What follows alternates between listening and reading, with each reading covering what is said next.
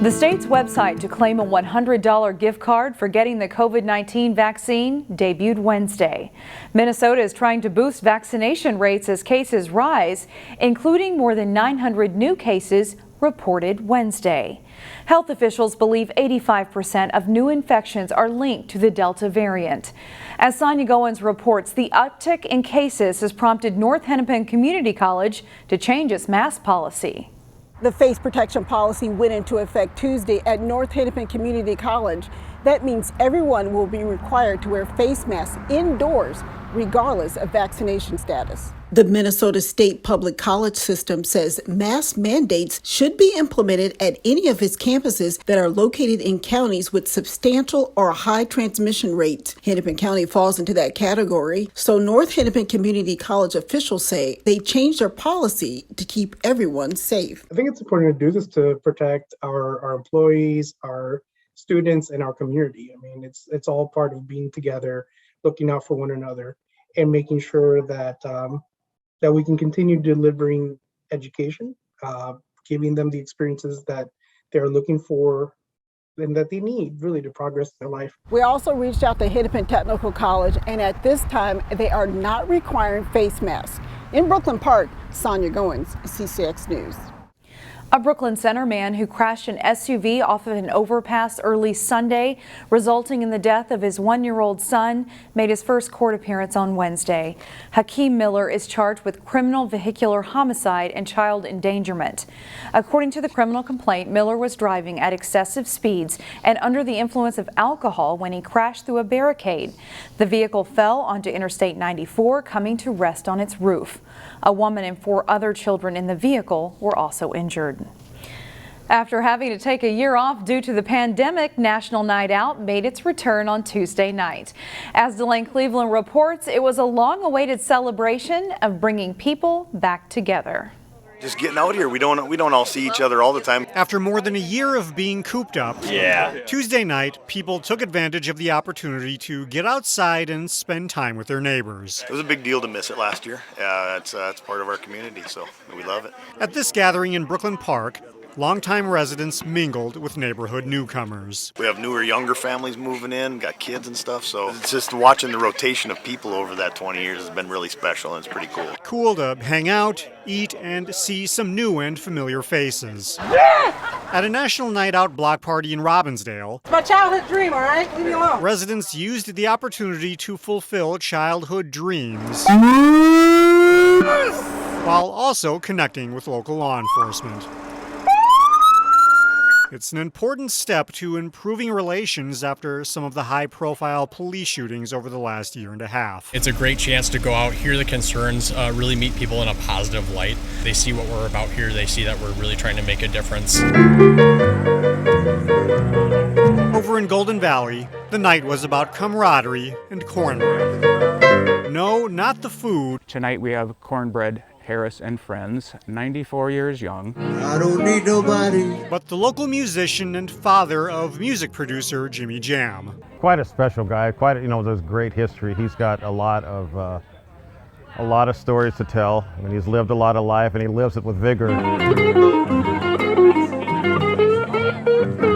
John Penny is a composer and performer who used to live in this neighborhood. He wanted to come back for this event, and he brought cornbread with him. We are blessed. He's a legend, and he enjoys it. The band enjoys it, and they play for a hot dog and a beer.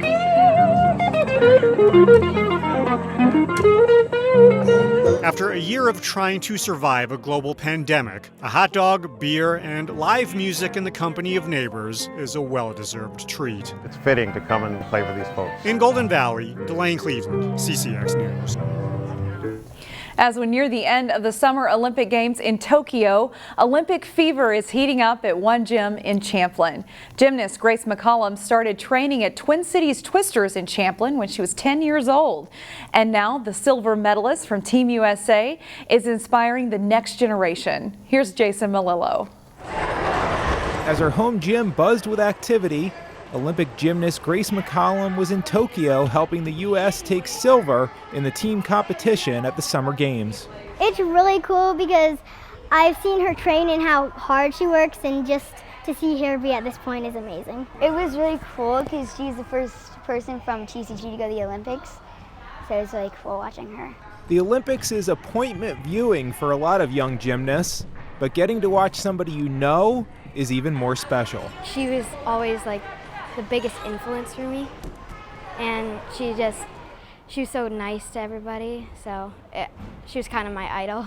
She's a very encouraging and kind person, and whenever if I fell on something and I was kind of frustrated, and if she was there, she would always help me out. Grace McCollum probably doesn't see herself as an inspiration, but a lot of these kids do look up to her. She had an injury and she worked hard to come back stronger, so I think that was an inspiration for me to look up to her, to just always work hard no matter what. And even though most of these girls will never be Olympians, McCollum's journey does represent what's possible. When you see somebody that you know and that you see every day, then the hard work that goes in and the passion they have, and it actually comes to fruition, that's amazing. I think that's just, it's just irreplaceable. Jason Malillo, CCX News.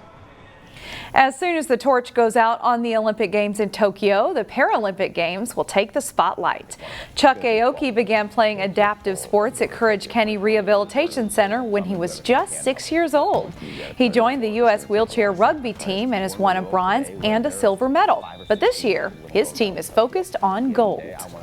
It means the world to get to compete for a gold medal and for our country. And from Minnesota, growing up, it was always, this was what you dreamed about. It's oh, maybe I'll be there someday. And to be living that reality is it's amazing. It really means the world. The time is right, I think, to get a gold medal. We've been trending in the right direction for the last 8 years. But, at the end of the day, the real goal is to just, have a great experience with the teammates, compete as hard as we can, leave it all out there, and, come home with no regrets. AOKI is currently training in Colorado with his teammates. The Paralympic Games begin on August 24th. So I'm going to do everything I can to help us get to that point.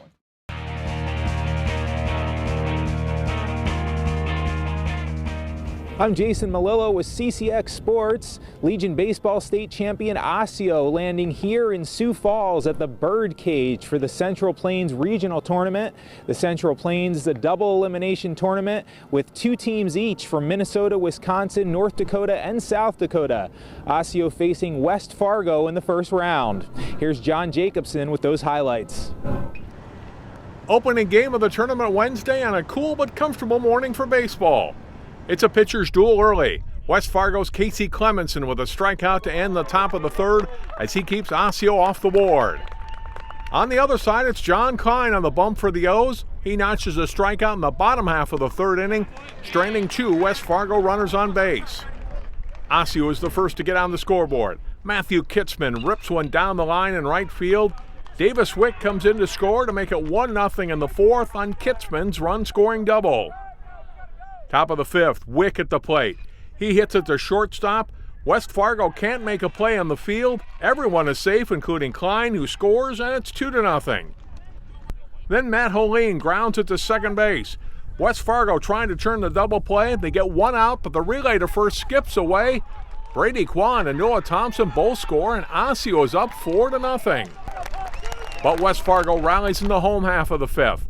Drew Klaus singles to right field. Lance Oster and Braden Jacobson come in to score. It's a 4-3 game. They'd add another run to tie the game at 4 after 5 innings. Bottom of the sixth, then West Fargo breaks the tie. Brennan Heyman with a sharp single to center field. Again, it's Oster and Jacobson scoring on the hit.